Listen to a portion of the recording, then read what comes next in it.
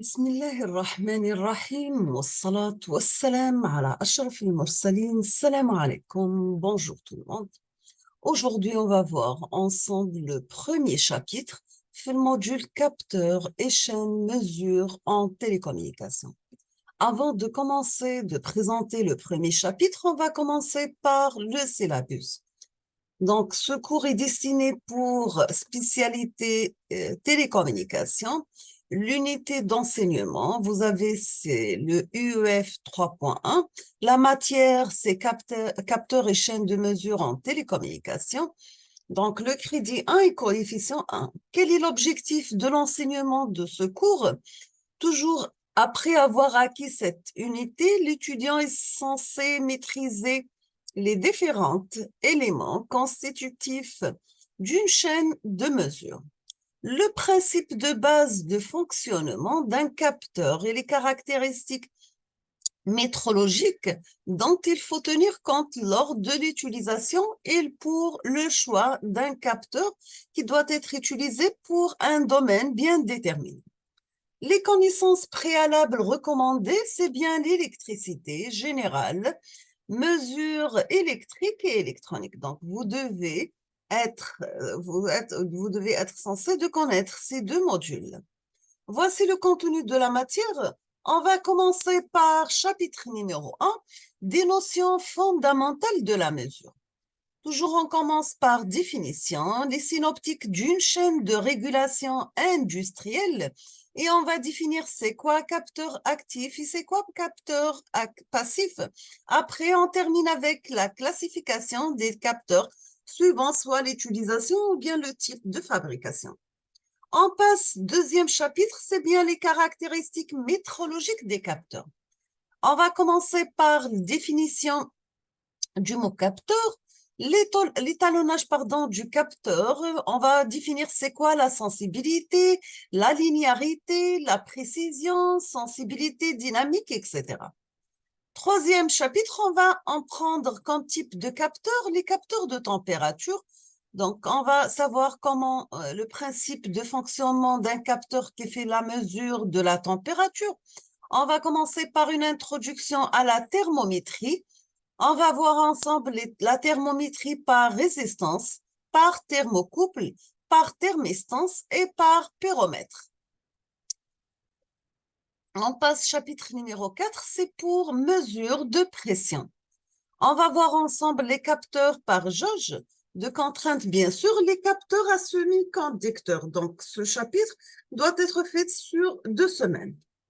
Chapitre 5, c'est les mesures de niveau et débit. Donc, toujours, ce sont des capteurs bien définis pour exécuter cette tâche.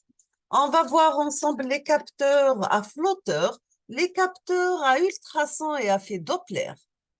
Chapitre numéro 6, on va entamer les capteurs thermiques.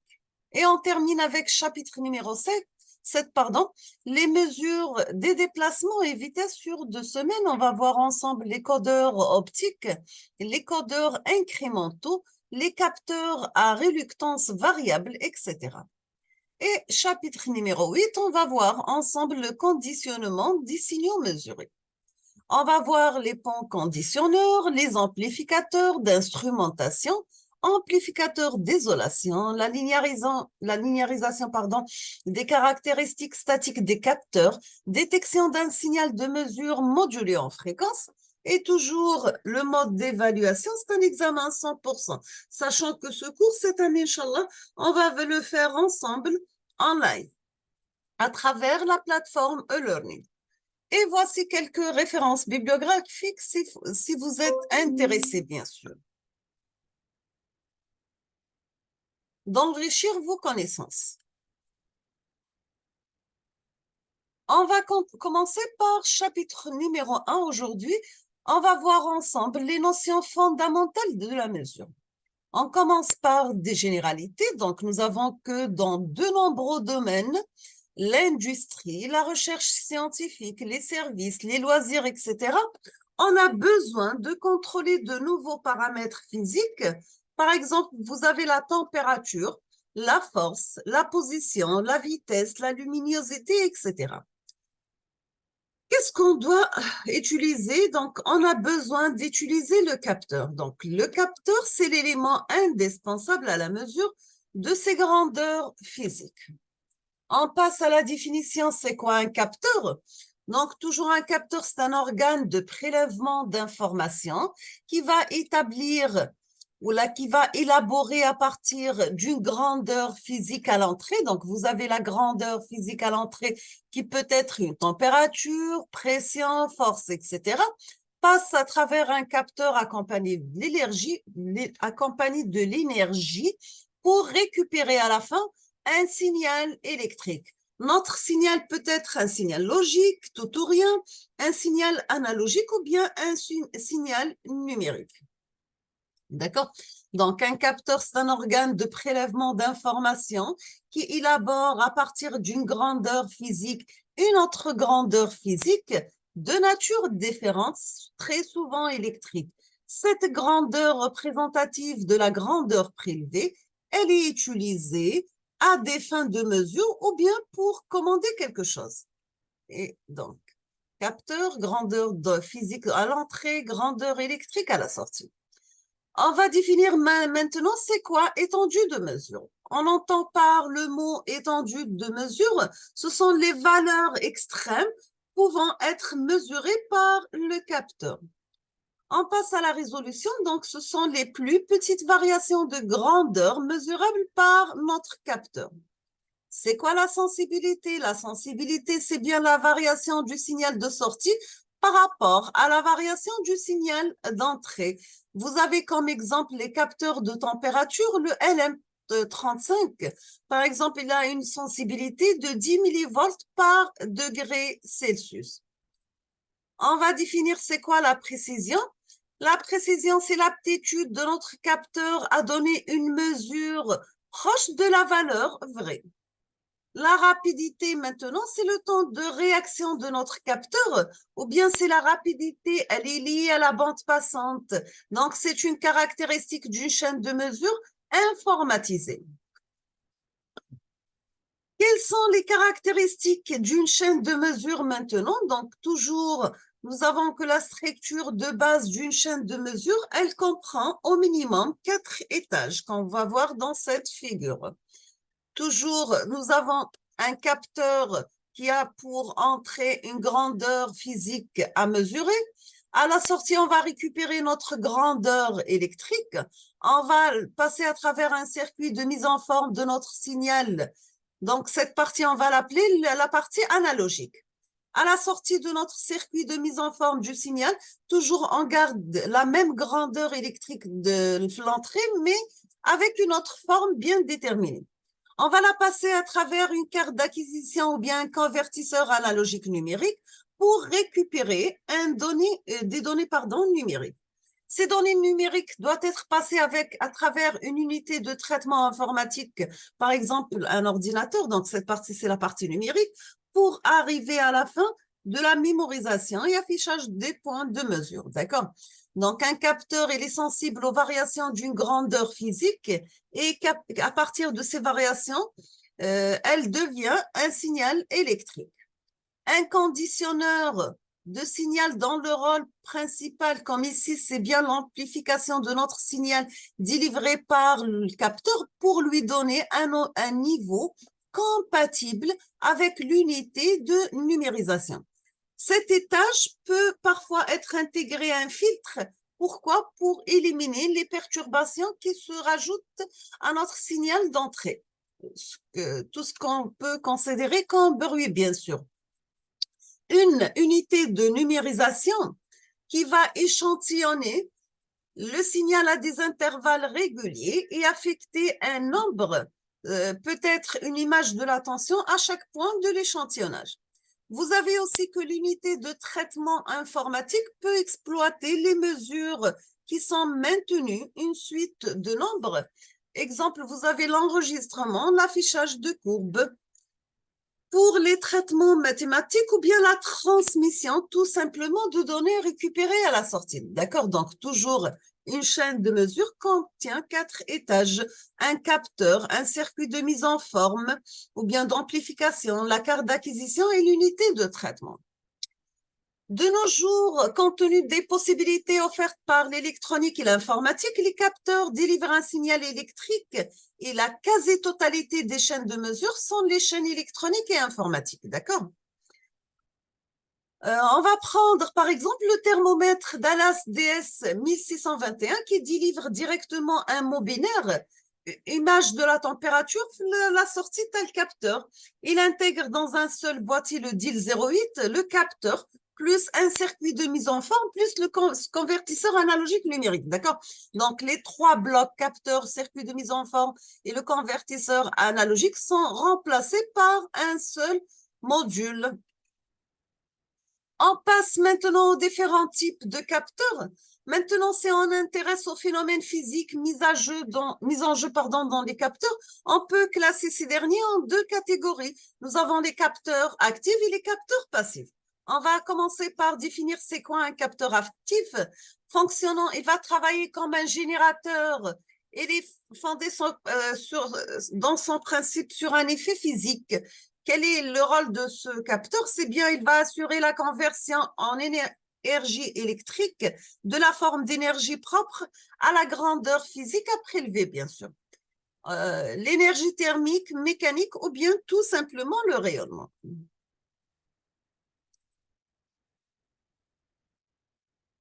Les effets physiques les plus classiques sont, nous avons l'effet thermoélectrique, c'est-à-dire que si nous avons un circuit formé de deux conducteurs de nature chimique différente, dont les jonctions sont des températures T1 et T2, le siège d'une force électromotrice d'origine thermique T1 et T2. On passe au deuxième effet, c'est bien ce qu'on appelle l'effet piézoélectrique. L'application d'une contrainte mécanique à certains matériaux dits piézoélectriques, le quartz par exemple, va entraîner l'apparition d'une déformation et d'une même charge électrique de signes différents sur les faces opposées.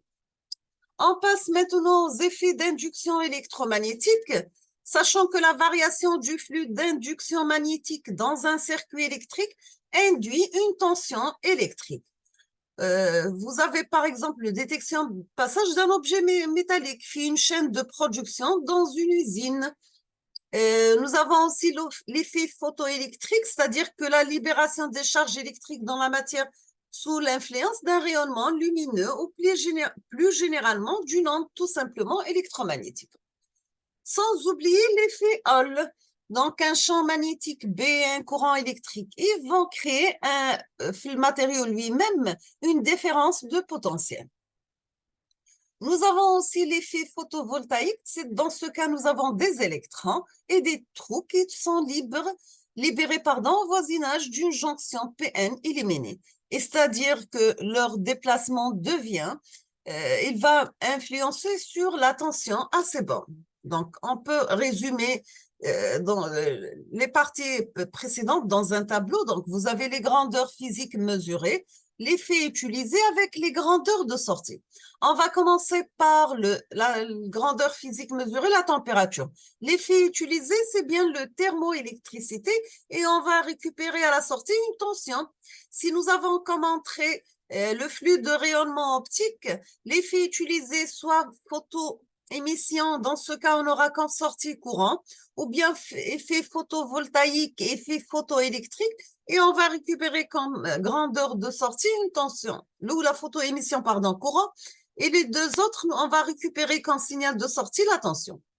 Pour la force, la pression, donc vous avez l'effet utilisé, c'est piézoélectricité, et la grandeur de sortie, c'est bien la charge électrique. L'accélération et la vitesse, l'effet utilisé, c'est l'induction électromagnétique, et la grandeur de sortie, c'est bien une tension. On termine avec la position aimant et le courant. L'effet utilisé, c'est un effet Hall, et on va récupérer comme paramètre à la sortie une tension, tout simplement. On a terminé avec les capteurs actifs. Oui, donc on passe maintenant aux capteurs passifs. Il s'agit généralement d'impédance. Donc les capteurs actifs sont considérés comme générateurs, mais les capteurs passifs sont considérés comme des impédances. Dans ce cas, on aura une variation de dimension de capteurs. C'est le principe de fonctionnement d'un grand nombre de capteurs. Donc, vous avez soit les capteurs de position, les potentiomètres, l'inductance à rayon mobile, les condensateurs à armature mobile, etc.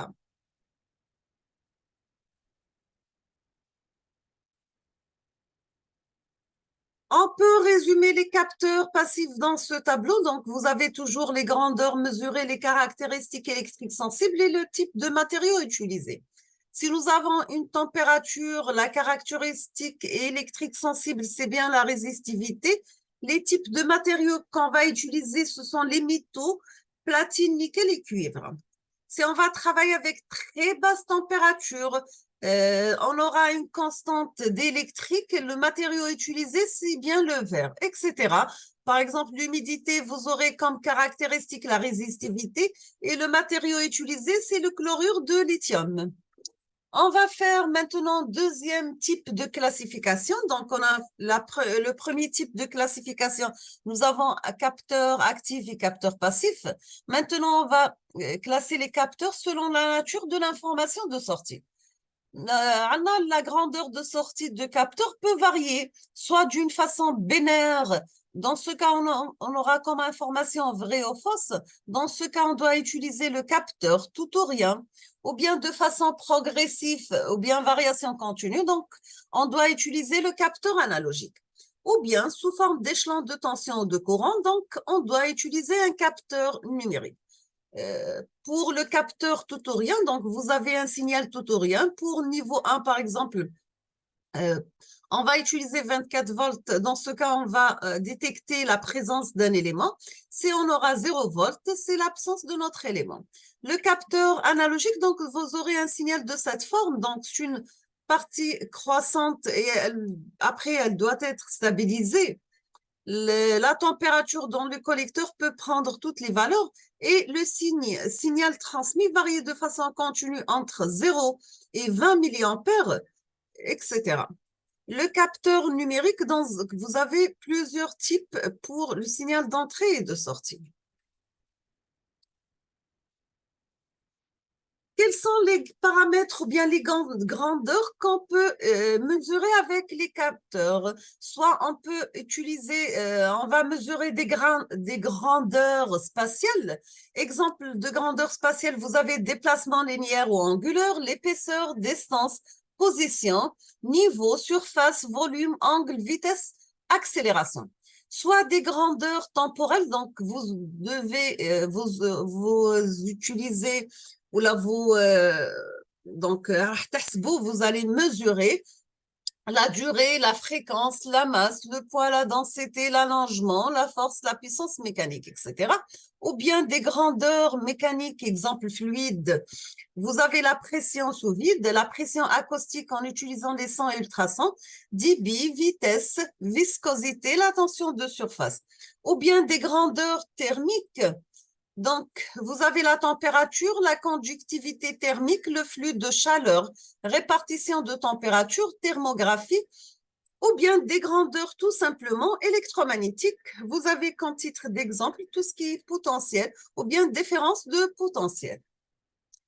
Ou bien courant, énergie, puissance électrique, une charge électrique, le champ électrique, le champ magnétique, la résistance, capacité et inductance, la conductivité, la permittivité, la perméabilité, déphasage, facteur de puissance et facteur de qualité.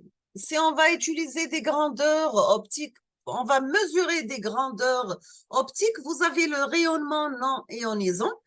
Par titre d'exemple, vous avez l'intensité lumineuse, polarisation, l'indice de réfraction, couleur, spectre, image, etc. Ou bien vous avez la radioactivité, donc tout ce qui est rayonnement ionisant. Vous avez la quantité de rayonnement émis ou reçu, la nature des particules, l'énergie, grandeur chimique, composition, etc. Ou bien pH, humidité, mesure environnementale, des grandeurs biomédicales, biopotentielles, pression sanguine, le flux sanguin, ventilation, la composition du sang et l'imagerie médicale. Nous sommes arrivés à la fin de ce chapitre. Le module capteur et mesure en télécommunication. Je vous remercie infiniment pour votre attention. Comme toujours, n'hésitez pas si vous avez des questions. Et à la prochaine vidéo, Inch'Allah, on va entamer ensemble le chapitre numéro 2. Merci beaucoup et à la prochaine.